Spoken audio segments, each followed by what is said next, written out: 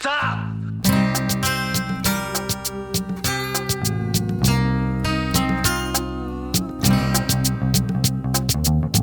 Sure you want the rest of it? Dirty Harry Minute. Dirty Harry Minute. Dirty Harry Minute Podcast. Dirty Harry Minute Podcast. Every penny's worth.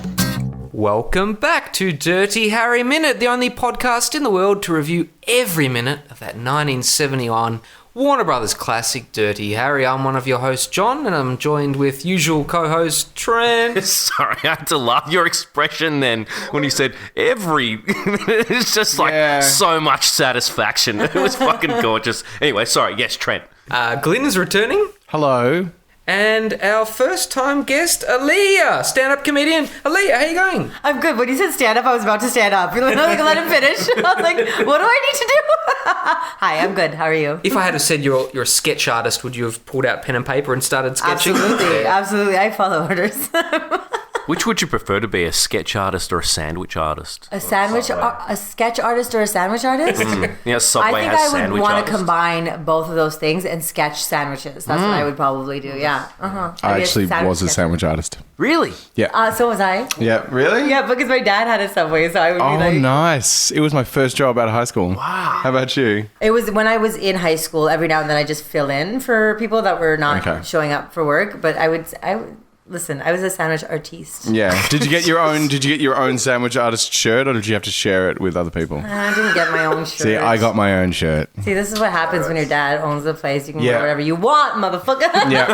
Like a boss. Harry doesn't eat sandwiches, he eats hot dogs. Hot dogs. When you thought, I'm going to come to Australia earlier and I'm going to go to the Melbourne International Comedy Festival, you didn't think you'd be reviewing a movie you'd never seen or liked? This is all a delightful surprise And it's reviewing a movie 1 minute at a time. that I've never John. seen, and getting no context. I've asked these guys to explain to me the movie, and they refuse to. They think it'll be funnier if I don't know what I'm Well, talking I about. did explain it to you. He's a vampire. He's out at night. He's hunting werewolves. There's like silver bullets in his big gun, and that's why the guy's screaming so loud, because he's a werewolf. This all makes sense now. Yeah. Yeah. Well, today we are reviewing minute 67. The minute begins with a hand turning on floodlights and ends with Harry's foot about to be applied to Scorpio's bloody leg. What did you think of this minute, Trent? I love it. Oh, yeah. And I think I said in the last minute, maybe it's indicative of my personality, but I love the brutality of how he gets shot and flips in the air. It just looks magnificently choreographed. I'm sorry. I have to. Did you say that the villain's name is Scorpio? Scorpio. Yeah. Great. Fantastic. I just wanted to make sure I got that right. Yeah, so he's a vampire and he's hunting werewolf, but the werewolf is really a bad guy from G.I. Joe, hence the G.I. Joe name Scorpio. See? And I thought he was maybe a Scorpio, and this guy just had a problem with people who were born between the months of October and November, is it? Yeah. I think it's We were talking about that in the last minute. Yeah. And then I was star sign shamed as being a Gemini. Gemini killer. Because there's either two ways. He's a scorpion, so Harry's trying to stamp on this killer as a bug, he's a pest. Right. Or should he have been a Gemini or a Taurus, like a prey worthy that Harry as a hunter would attack? I'm a Taurus. A bull, raging bull. I am a raging bull. What are you, John? I'm an Aquarius. Are you? Yes. Oh, yeah, you're just in. Just By in. like a week. Justin. Ah, shit. And the you? Aquarian killer. I'm a Pisces. What does a Pisces do? Wait, so they're two fish. fishies. Gone fishing. You're both fishies, basically, aren't you? They're both fishes. Yeah. Well, I've got a quote, Glenn, for this minute. Yeah. I know what you're thinking. Did I get a search warrant? Or maybe not. To tell you the truth, it's 1971 and cell phones haven't yet been invented to call a judge. But being this is a fictional movie, being that we know for a fact you are an animal, you've got to ask yourself a question. Are you a competent East Coast actor that can act maniacal, Andy Robinson? Well, are ya? What? Did you like Scorpio's flip here? Well, see, everyone's obsessing about the flip. I love his lovely pirouette before that. Oh. Watch it, remember? Because he's like, stop! and then Scorpio's got his hands up and he's standing on one leg because he's limping and it looks like he does a lovely pirouette. Look. Is that a ballet term, sorry? Yes, that's yes. A pirouette? You don't know what a pirouette is? Not me. You troglodyte. I've also asked many drummers to explain what exactly is a paradiddle. A paradiddle. And they're like, Yeah. Oh, I don't know what a paradiddle is. It's like a drumming Now I thing. do. You just Yeah. Paradiddle. What a funny word. He did a pirouette. Oh, see, that's the whole thing. That's why Scorpio is such a bastard. He's a dancer, and he never got his chance to shine on stage. Oh, poor Scorpio. Yeah. And now he shot his leg, and he's like, "I'll never dance Exactly. again." That's why he's so Oh, pissed off. devastating. Yeah. God. See? Fucking dirty Harry. I love how you can see some of San Francisco Bay apartments, like in the background behind the fence, behind the wall of the scene. yeah. Quite nice. Aliya, do you like this minute? How does it make you feel? You've not seen any other minutes. Do you know, honestly, I was coming in here expecting Clint to be the good guy, do you know what I mean, as he is, but in that moment where he looks down at that guy, he looks like a complete psychopath. Like his face is twitching, which kudos on the acting, but also it's not here, but when he approaches the guy who's begging for his life and his face gets super hardcore, like I don't know that whatever would led up to this moment, like this is not a likable character right now. You know? Clint Interesting. usually is a likable character in the end. Yeah. But that moment, just watching it on its own, Yeah. I'm kind of on Scorpio's side right now. I've never thought about that because, I mean, it is very tense building up to this, and you want to see some fucking justice. Right. And you're kind of getting it. Yeah. Yeah. We've been the audience has been prepared to hate. We've been primed to hate Scorpio because we've already seen him doing awful stuff. But yeah, I see what you mean. Like if you just saw this scene out of context, Which is literally what just happened. Yeah. I just did. And he's kind of pathetic, and so Yeah, yeah. he's injured and he wants to dance. I mean, like, what's happening? That's right. It is beginning to get a little bit difficult to watch, you know. And Harry's calling his buddy a fatso. Yeah. That's How right. rude. He's like, you need help? No, fatso. Like, what? Just after his friend has helped him. I love that. And his friend's like, you need any help? And he's like, no, fatso. And he's like, oh, you fat shaming bastard. Okay, Somebody Harry. needs to sit down with this man and give him a good talking to. Yeah. Yeah. I suspect really he knows he's going to step over the line, right? And he doesn't want to implicate his friend in the torture, Glyn. Do you reckon that's why he's just saying something to get him out of there? Step over the line or step over the leg? Oh. I don't want you implicated in this. I get that. That's obviously the case. But, you know, he still doesn't need to fat shame him. Yeah. Like, Jesus Christ, man. It must be all that fucking potassium from all those goddamn hot dogs. Online and IMDb, I think one of them describes him as stocky plainclothesman, Frank Giorgio. Stocky. Stocky? Stocky plain clothesman. Yeah. Fatso? Fat. In the previous scene, he already is kind of like feeling a bit delicate about it because he admits that he's like, oh, too much linguine. And then he fat shames him. Oh, what a bastard. He's, And what is he going to do? He's going to go and eat. He's going to go and eat his feelings. That's right. Right? It's a vicious cycle, and Yeah. Harry's not helping. Yeah, he's going to go and eat What kind of friend is linguine. that? Yeah, and the only reason why, it's not like Harry eats any better. He just eats less. He just lives on friggin' hot dogs. Well, he just has a good metabolism. Like, good for him. Do you know what I mean? Honestly. Yeah. Probably burns it off with all that anger. Definitely, that's the secret. This is the last we see of Linguini Man, Trent. Oh, yeah, he doesn't reappear. Not even Not in the this background. movie, He yeah. leaves forever after being fat shamed? You never see him again in this Well, he movie. could have gone and killed himself. That is so sad. He's just like, I'm done with this guy. He comes I'm back done 2 with- films later, doesn't he? He does. Yeah. Oh, so he didn't kill himself. Yeah. He's just going to go to a retreat. Does he and come work his back thing out. skinny? No. Is he bigger? He's about the same. It's like 5 years later, isn't it? yeah.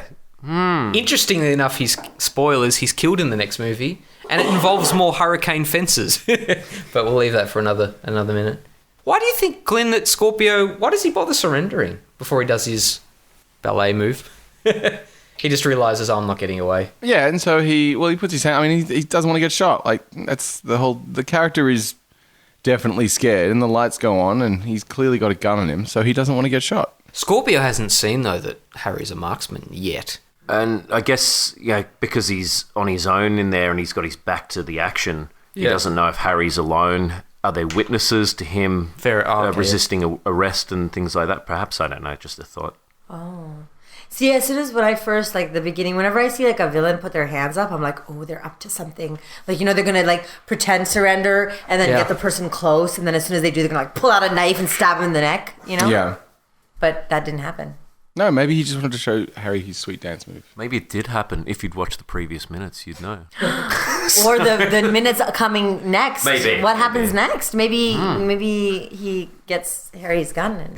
Maybe. What happens next is like, I don't know, police procedural stuff for the next 10 minutes. Is it? Yeah, isn't it?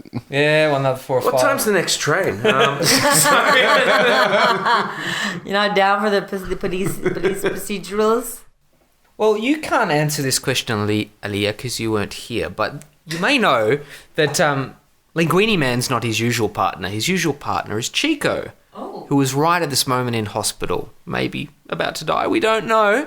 Do you think Chico Glyn, do you think he would have allowed Harry's torture? Well, we haven't seen that in this minute, but do you think Chico would allow this behaviour? I think he would have been a little bit more cool with it because he's named after a delicious snack. Yeah. And What's a Chico? It's like an egg roll. We have these deep fried egg rolls. Trent, do you like in one of the close-ups of Scorpio, the lines on the field behind him looks like a cross?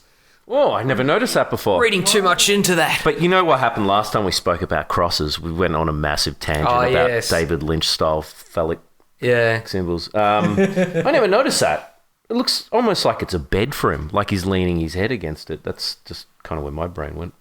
Aliya, we've learnt in previous minutes that Scorpio, the guy on the ground, actually works as the janitor in the stadium. So, do you think he has to mow this? Do you think later on he has to clean his own blood stains up from the grass? Later on, Glenn? yes. Yes, I do. Although I'm pretty sure he's fired. Yeah. He's just squatting. You know what we haven't discussed in this little moment? The bad ADR? Not matching them. I like that. Oh, doesn't it match? Nah, look at it. Really? I reckon some of it doesn't. No. He's not announcing an N sound. He's he's more like instead of no. His jacket. Harry's jacket. We haven't had Dirty Harry fashion minute for a while. We missed him. I know. Oh, yes. But how good is that? I love that tweed. I mean, that's almost timeless. So it's not tweed, it's grey kind of thingy. I actually quite like Scorpio's pants. I was a little upset about the pants being destroyed more than his legs. They're like chinos. They're very nice chinos. Remember chinos? Yeah, they're back. Anybody, they're back? Yeah. Well, Yeah, they're back. Are they really? This side of town they are, but I don't live over this side. Are they like, what are they like, the hipster back? Yeah. Or like, they're hipster back. What's the definition of dungarees? Is that dungarees? Isn't that the ones with the thingamajig, like the straps? for painting and stuff? Or They're like the buttons, like overalls. Yeah. okay. oh, Is so that it's a just a weird dungaree? word for overalls? I didn't know. I didn't know that. Dungarees, that's what If only we had an electronic device to find that out. It is. It's a fabric. It's a historical term for an Indian coarse, thick, twill-weave cotton cloth, often coloured blue. Now more commonly referred to as denim, or more specifically blue denim. There you go. Wow. I was about to bring in a pair of overalls Which over is the any car, jeans? but Yeah. No. Yeah, because it used to be the fabric. It used to be like saying my denims, I guess. I love the South African thing. The way that they talk about pants is hilarious. How do they say it? So they so just calling them jeans isn't clear enough. You have to call them jean pant. So they're like, actually going, hey, Johan, I just went down to the store and I got myself some jean pant, yeah? And it's like, it's so lekker. yeah, it's like, I love your new jean pant. It's like, I mean, that makes sense, because now you can have jean anything. That's right, Do you know what I yeah. mean? Like, how could you specify what you're talking about? If you just say jean, it it's could like, be a jacket. Dita, those jean pants. Dita, those jean pants fit you beautifully, Dita. Jean pant. That's funny. We haven't had many Canadian jokes on here at all, have we? We did about Alice, who was wearing double denim. Oh, yeah. Yeah. What? Alice. If you'd seen the... No, I'm kidding. I don't know what Alice is. Alice. The less said, the better. That was the best minute. Alice? Alice. Who the fuck is Alice?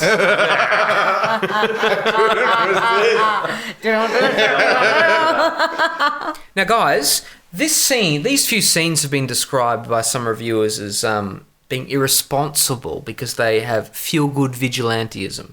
Yeah. In the DVD, there's a great quote by someone. It says, "Some guys just need to be blown out of their socks. Whether you believe it, you want to spend 2 hours watching someone who does believe it. Maybe he was beaten, molested as a kid. Right now, He's a sicko with a fetish and just needs to get his head blown off. In real life, if an inspector shot some guy, the cop would be taken off the street, yet in theaters, we can't wait to see the guy and cheer him on. That's what I was saying about Rush Limbaugh. It's like his fantasy of like the dirty hippies, like crying about their rights, and he's like, yeah, you damn hippies and your damn rights. So, yeah. Do you like how he sort of grimaces when he's confronting Scorpio, Trent? He's like... That's what I'm saying. That's where he looks like a psychopath. Look at this face right here. Look at this. He does the side jaw thing. Yeah. Which looks like, somebody who's, it's not, it's not very becoming, Clint. You wouldn't pin that up on your wall in a that look? Cleo centerfold? It's not. But it's true, like the whole, like he's gone too far. Because you were saying to me earlier, you said that this was the beginning of the cops gone rogue kind of thing. Mm-hmm. But like when you look at like a movie like let's say like Bad Boys, that's a classic, right? Yeah. Love that movie. Yep. But in that they also do it, but they don't actually hurt anybody. They torture without there's no blood or real, do you know what I mean? Yeah. They just, it's more like mind games or like threats to assault. You know why? Why? Because Bad Boys was the first of the films that started the fashion of police holding their gun to the side like that. So sick, right? That's so sick. That's why they couldn't shoot anybody, because they couldn't hit them. They couldn't aim. I saw a guy at a shooting range. I don't condone shooting. John was present. Yeah. And it was for a party. And everyone's lined up and we're like, we have to fire this gun, and everyone's got up, kind of like looking through the barrel shooting. First of all, we're using revolvers, right? Like 6-shooter revolvers. Like a pistol. And then we get a chance to use a 9mm or whatever, like an automatic, whatever it is. And then this kid who was probably about 16, like it was a bucks party, and this kid, suddenly it's his turn. He walks up, holds the gun properly, and then suddenly turns it to the side and shoots, and it flies directly into the ground, and then tries it again. His hand sort of twists and it shoots. So all 6 went straight into the dirt. It is the stupidest way to shoot a gun. So funny. Yeah. Although when you first started describing it, I was really hoping you were going to tell me somebody turned a revolver to the side. That would have been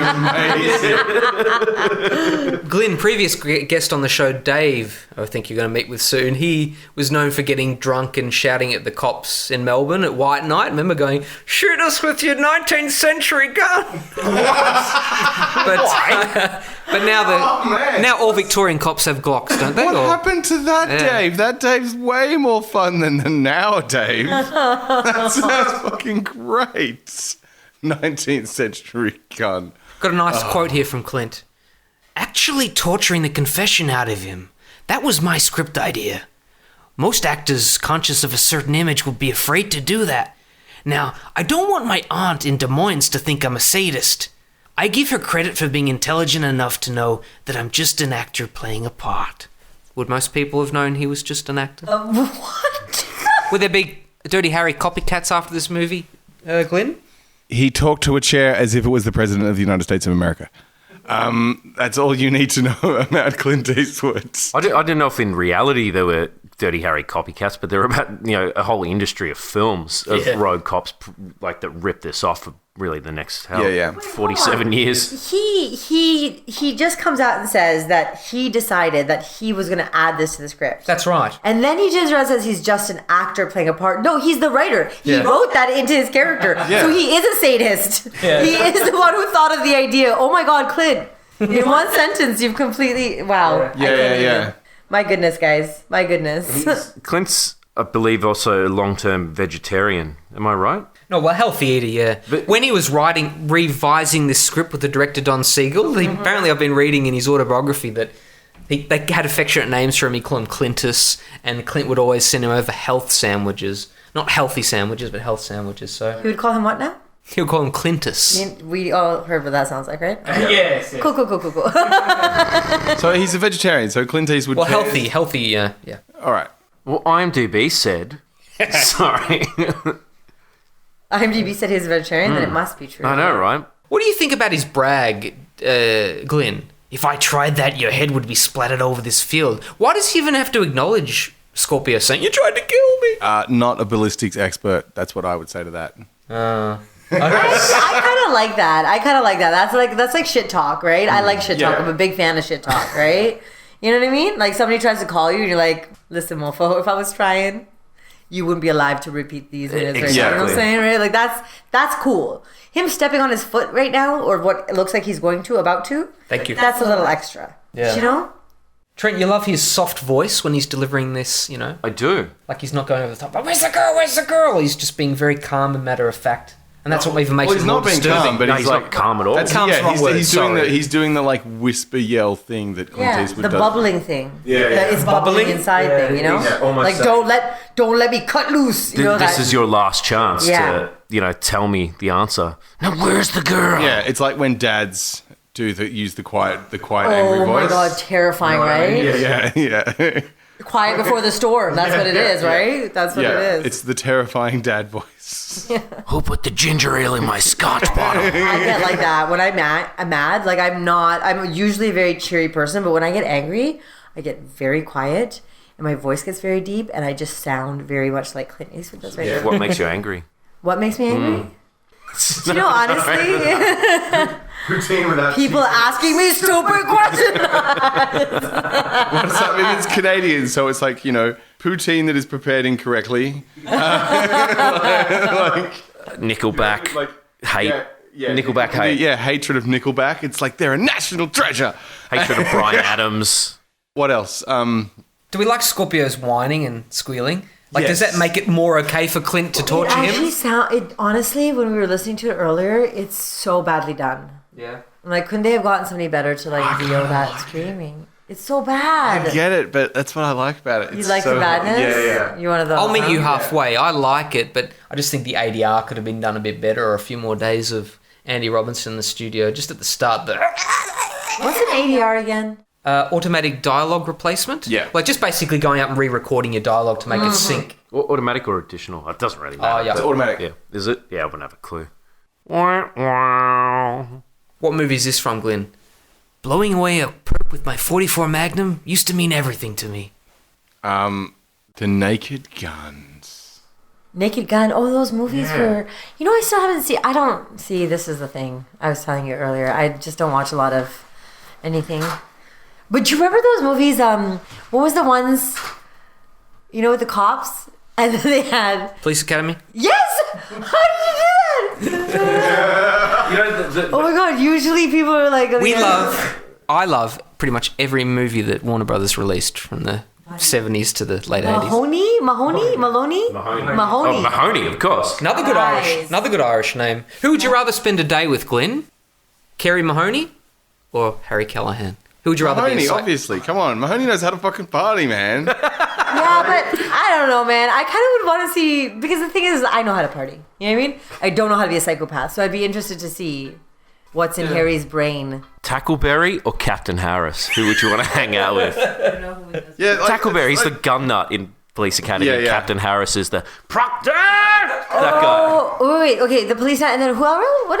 So Tackleberry. Yeah, that okay? He's the Clint, pretty much. He's the my mom bought it for me with the Magnum, and Captain Harris is the the stiff sort of bully captain Yeah, with the that silver guy. hair whose head goes up a horse's ass. That one. It's kind of gag. I always Yeah, and then he forget. comes out and he's like, I hate manure. Yo, do you remember the one who used to beatbox? Yeah, we saw him live. What? Yeah, like Still twice. He's been to Melbourne like 3 or 4 times, I think. Michael Winslow. To do what? Stand up, he's The sketches. same Yeah. shit on stage. He does stand up and beatbox? It's amazing. It's mostly sketch and performances, yeah. What's his name? Michael Winslow. Does he still do it? Yeah. What? Yeah. Oh, I am going to make a point to find out about this. It's incredible. It's actually a fucking great show. Wait, you're talking about the Michael Winslow's the sound effects dude, right? Yeah. Yeah. I never knew that. I really like him. He's funny. Well, Glenn, do you like how Scorpio sort of reads himself his own rights? Miranda rights? I have the right to a lawyer. Yeah. All the rights. Clinton effort. Yeah, I do like it, and I also like how they make it as pathetic sounding as possible so all the Americans could be like, damn rights. Is that what Well, it's only for some people. That's what I always love about this stuff. It's always just like, I have my rights. And then when it's someone else who they don't like, it's like, damn their rights. And it's just like, I get how you think the law should work based on how you're feeling in the moment. Yeah. Now, based on if you like the person or not. Yeah. That's how the law should work, right? But isn't that how everything works? Well, for people, I get that, but that's the whole thing about, having a society that runs on rules that because that stuff is so bad, like, it's so open to abuse, and so that's why we're meant to have, checks and balances in the system. We've got another good quote from the Mad magazine, Dirty Harry, Trent. Scorpio in that he's written, he says, "I have rights. Haven't you heard of the Fourth Amendment?" And Harry goes, "No. But if it's anywhere near the third vertebrae, I think I just kicked it in."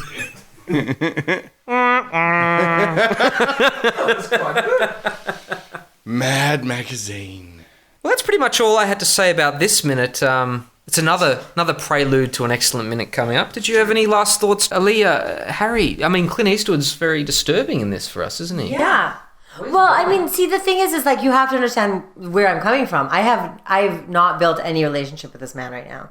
I do not know where he's coming from. I don't know why he's shooting this guy. I don't know what's happening.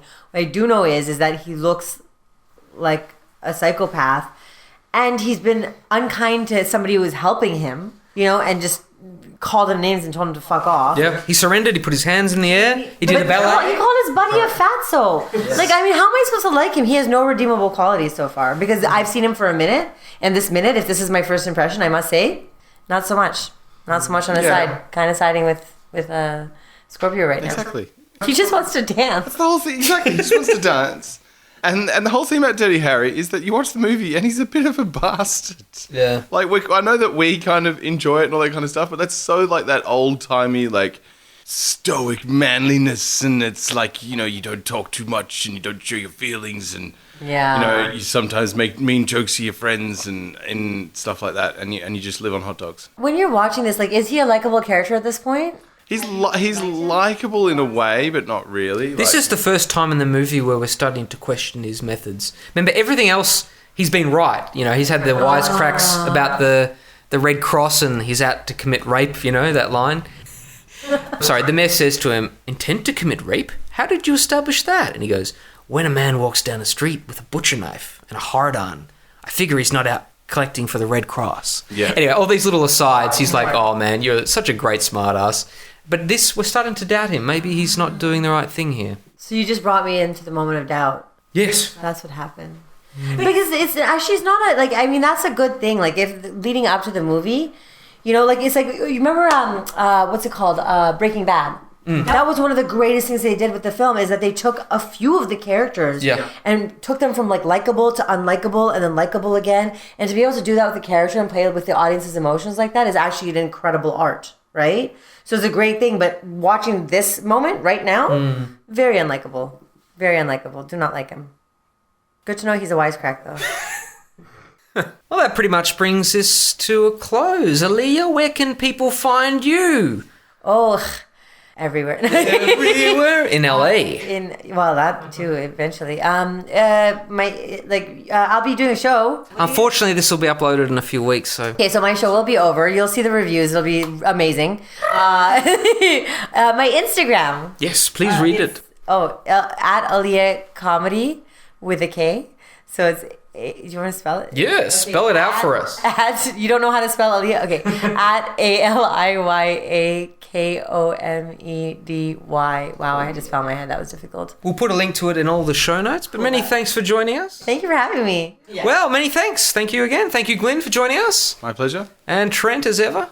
Indeed. All right, we'll catch you next time. Not you, Aliya, on Dirty Harry Minute.